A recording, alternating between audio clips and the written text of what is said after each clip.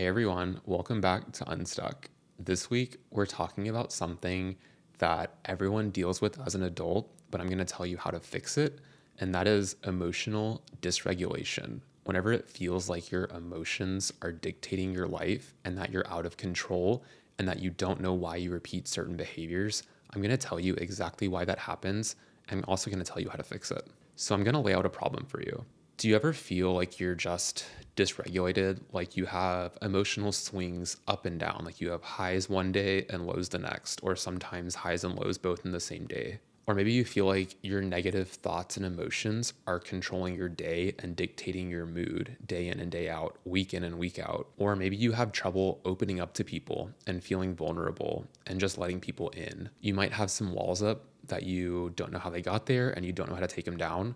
Well, I'm going to tell you what the issue is, and I'm also going to tell you exactly how to fix it and finally become the truest version of yourself and step into adulthood. The issue here is whenever you experience the symptoms I just laid out and you experience the things that I just laid out, and it feels like you're just out of control in your life and your emotions, it's because you're disconnected from the different versions of yourself. So let me break it down for you visually. Imagine yourself from the time you're a baby till today.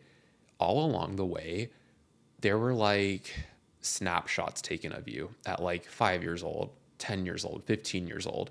And at each of those snapshots encapsulates an emotion that you were going through at the time that you didn't know how to fix or you didn't know how to address. You didn't know how to provide for yourself in order to basically soothe that emotion. And so you get stunted there and you have that emotion and that unresolved emotion in a snapshot that never goes away. It always lives within you. And so if you think about that, you collect all these snapshots throughout your life, and then you get to like 25, 26, 30. If you think about it, you have like 6 or 7 different snapshots of you that are versions of the emotions you experience. So for instance, say for me, there's like little Ethan, then there's teen Ethan, then there's high school Ethan.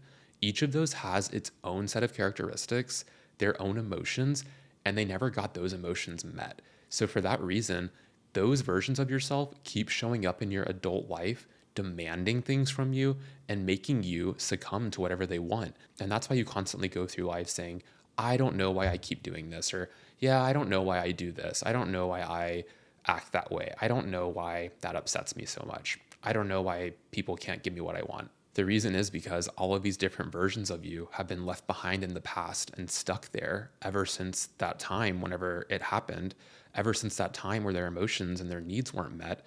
They're stuck there. They're stuck back in the past. So the work that you have to do today is to go back, connect with them, and then bring them into the present. And I'll tell you exactly how to do that. So this was a huge unlock for me. And I'm going to link the TED Talk that I recently watched that really helps me understand this concept for the first time in my adult life. But what you can do today and how you can actually solve this issue of emotional dysregulation is by envisioning yourself at the center of a round table. Like you are the boss and the CEO of this meeting, and there's a round table. All around the round table, there's like 6 or 7 seats. Each of those is occupied by a version of yourself. So literally go around the room and ask yourself, literally go around the room and create archetypes of your own behavior. So for instance, in seat number 1 to your left, maybe there is the jealous version of you. This person is a bit insecure. They get jealous from time to time. They lash out because they're jealous and they're a bit insecure. And really think about like, okay, whenever I'm feeling that jealous emotion, like what is it that would immediately make me feel better in the moment? That's your need. So then assign that emotion and that need to that archetype. So the jealous version of you, and you can name them however you want, right? That is actually helpful to create these personifications of them.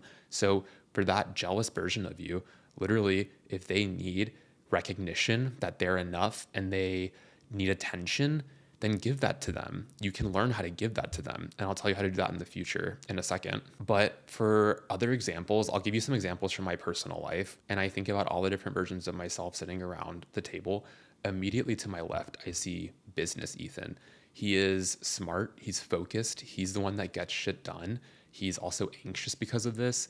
He feels like he has deadlines to meet always. And he's like the locked in version of me. And whenever he's in this moment, what he needs, he also can't stand loud noises. Like distractions really annoy him in this moment that he's in. Then if I go down the row and I see another version of myself, I see little Ethan. And little Ethan is a little shy. He's probably like 11 to 12 years old. He's shy. He's a little bit timid. He doesn't really want to be seen. He is oftentimes afraid to speak up because he's afraid of judgment. And so whenever you can connect with these emotions that you feel in your adult life and literally assign them and bucket them and use the organization as a way to like create these archetypes of versions of yourself, then you can start going down the line and addressing what it is each of those versions of you need, because that ultimately will reflect what that version of you needed whenever the emotions were happening. And it also reflects what they didn't get. So then you can start giving that to them in adulthood. And then that's how you become fully integrated. And that's how you solve so many of the issues that you experience in your day-to-day life. So next, think about what behaviors you do in your adult life as a result of letting one of those people around the round table take the driver's seat. So whenever you have an action in your adult life and you don't know where it came from, you don't really feel like it's your action, you really don't know why you reacted that way, it's because one of the people around the round table took control of the meeting. They literally took over. They overrode your authority and they demanded that they be heard and that they be validated. So think about what behaviors you exude whenever each of the archetypes is in charge of the meeting room. So for me as an adult, whenever business Ethan is sitting in the CEO boss seat, he snaps at people. He's very short-tempered. He's very stressed. He's anxious. He wants to get shit done. He creates distance for himself. He literally forces his way into alone time if he can't get it. So he, instead of asking for what he needs, he has all these actions in the present day that get him the same end result. He gets the alone time that he needs and wants, but he does it in a roundabout manner. And he does it in a way that doesn't sit well with other people. And that ultimately results in me acting in a way that I don't know or that I'm not familiar with as an adult. And that's something that's controlling me in the moment. And then as another example, little Ethan, who's sitting in the next seat, whenever he's in charge, so if I really think about what that version of Ethan, that little Ethan does in the present day, whenever he's in control, he gets quiet and turns inward. He doesn't really like to take risks, so he isn't confident in himself. He turns inward and he doesn't put himself out there. He also gets a frog in his throat where he can't speak up. He literally, if he tries to say something and he's not confident in the answer, or he's not sure, or he's not wanting to be seen or vulnerable, it will come out in like a really distorted, weird voice because I literally can't speak. So all those actions happen to me in my adult life because little Ethan is in the driver's seat at that moment. And then what you have to do is, after you've identified all the different archetypes that sit around your round table, then what you're going to do is like go and tap into the feelings that are representative of what those versions of you are. So literally tap into that and say, what did you need at the time? So once you literally tap into what those versions of yourself needed, you can then start to identify and figure out a way to give it to them in your adult life. So for example, business Ethan, he needed quiet time. He needed his space and his time respected. He needs an area to focus. And so whenever I feel business Ethan take control as an adult, I can now say, okay, you're in business Ethan mode. I can provide for you the space and time that you need. And I can also ask the people around me in a very compassionate and kind and respectful way to please respect my personal time and space because I need to get stuff done. And so going about it that way in the moment versus the former scenario where you weren't connected to that version of you and business Ethan would have like lashed out or started to get snappy to create the space and the distance that he needed to get whatever it is that he needed done in the moment. And then for the little Ethan, what he needed and what he still needs whenever he shows up is he needs to be heard. He literally, whatever he's saying, it needs to be received well and fully understood. And he needs a good response from that. And he also needs to be told that he's loved unconditionally and there's nothing wrong with him. So now that I know those things about him, I can provide that to him. I can make sure that he's heard because I'm an adult and I now know how to give him what he didn't get back in the day. So whenever you give yourself these things and you learn how to like communicate and connect with these versions of yourself that are sitting around the round table, the negative behaviors that you're experiencing as an adult stop, because what you're doing is you're directly talking to them and saying like, hey, I respect you. Your feelings are valid. I, as an adult now, I can give you what you needed and what you do need whenever situations arise or whenever these feelings arise. And I'm going to give them to you as best as I can to the best of my ability. But what you're not going to do is take control and derail my life.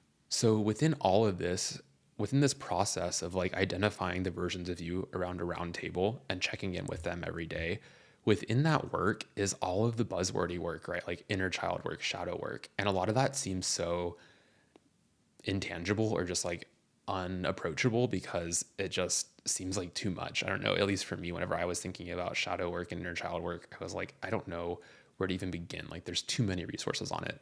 But this is what the result of all of that work is trying to get at, is identifying the different versions of yourself and integrating them into your life by giving them what they needed and what they do need whenever their emotions come up. So whenever you're able to accept and honor all the parts of yourself, that's whenever you start becoming a fully integrated adult and you finally start growing up. So the end result of all this work is that you finally now know what you need in every possible scenario in life whenever an emotion comes up. Whenever you feel a specific emotion, you tie that back and say, okay, I know that's because business Ethan or little Ethan or jealous Ethan has been triggered and they're asking for attention. They're asking for the driver's seat. They're asking for the boss chair of the meeting. And instead of giving it to them, what I'm going to do is say, I understand what you're saying. I understand what you're feeling.